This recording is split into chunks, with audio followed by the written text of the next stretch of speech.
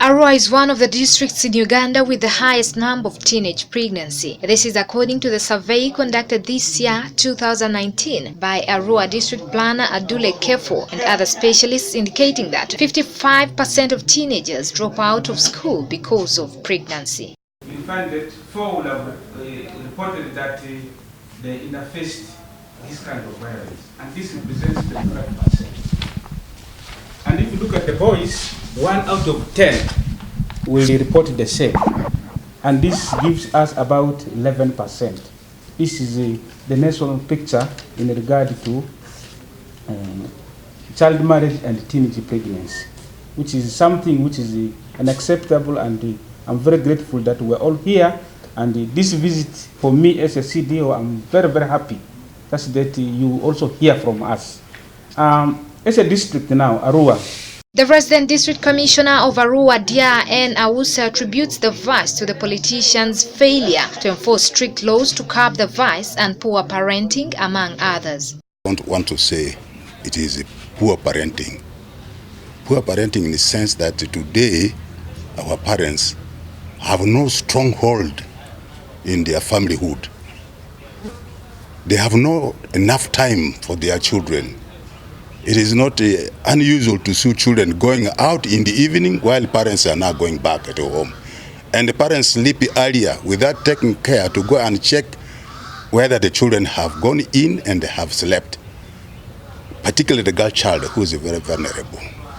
There are also problems of rampant organization of unlicensed discos in unlicensed places all over, in all mushroom trading centers. District Planner Adule Kefo calls upon the government to increase the annual funding the district receives to fight such cases. Mr. Kefo says that the 8 million shillings the district receives annually is not enough to sensitize the youth in the whole district.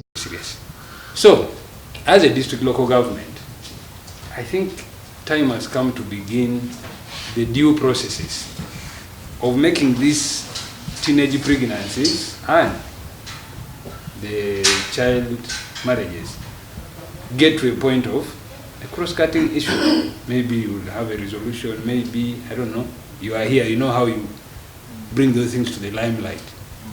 Then also when RDC is here, sometimes when you talk to some districts, they say, you know, these things are decided in council. Some teenagers in the district we've talked to have pointed out reasons that force them into early marriage. Parents play their roles as a parent, because some parents, for them, they just leave children as they are. Their work is just to produce, but they don't know how they can treat. They don't even offer sex education for the children.